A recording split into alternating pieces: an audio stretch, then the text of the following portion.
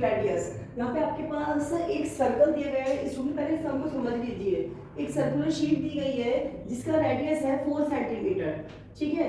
अब इस 4 सेंटीमीटर में से रिमूव सर्कुलर शीट का रेडियस जो है वो 3 सेंटीमीटर है। दैट मीन्स वो उससे छोटा है। अगर 4 सेंटीमीटर है और उसमें से इसको कट किया गया तो दैट मीन्स हमें माइनस करना है। तो 4 में से अगर हम 3 माइनस करते तो 1 रेडियस बचता है हमारे पास। जो 1 रेडियस बचता है उसका हमें एरिया निकालना है। तो जो सर्कुलर शीट है उसका रेडियस क्या है स्टूडेंट 4 सेंटीमीटर, और जो रिमूव्ड है वो कितना है 3 सेंटीमीटर है, ठीक है। अब एरिया ऑफ रिमेनिंग शीट कितनी बची, जब हमारे पास 4 था और 4 में से हमने कट कर लिया 3, तो ये 3 तो हमारे पास ये वाली शीट हो गई, ठीक है स्टूडेंट, और 4 वाली ये शीट थी हमारे पास जो ये पूरी थी। लेकिन अब हमें क्या करना है कि अब हमें इस ये जो कट आउट है हमारे पास, जो बचा हमारे पास इसका रिमेनिंग ये है, ये जो बचा है इसका हमें एरिया निकालना है स्टूडेंट, ठीक है। अभी इस एरिया को है तो ये सर्कुलर ही, तो एरिया निकालने के लिए हमें एरिया का फार्मूला लगाना पड़ेगा।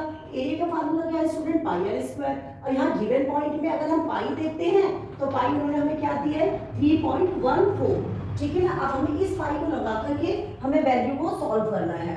हाँ जी, तो पाई दी हुई है 3.14 वाली।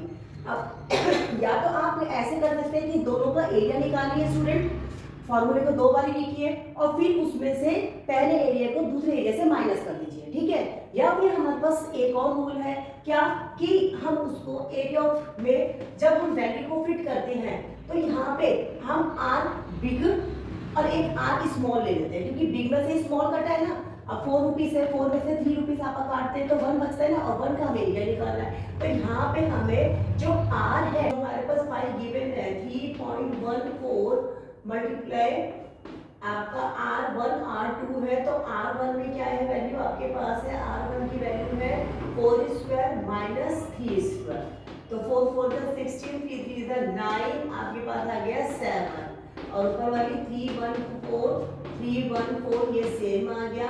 विल बी मल्टीप्लाई, इसको मल्टीप्लाई कर देते हैं 7 से स्टूडेंट, तो 14 मल्टीप्लाई बाय 7, 7 4 28, 2 7 7 7 8 9, 7 3 21।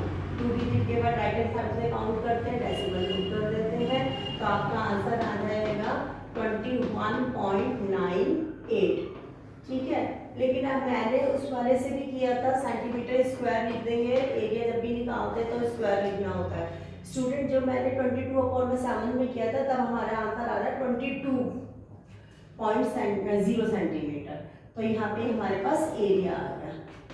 ओके, आप इस मेथड से कर लीजिए। जो गिवन पाई होगी हमें वही यूज करनी पड़ेगी, और जो गिवन पाई है वो हमारे पास क्या है, यहाँ पे गिवन पाई हमारे पास यहाँ पे 3.14 है, ठीक है। ओके।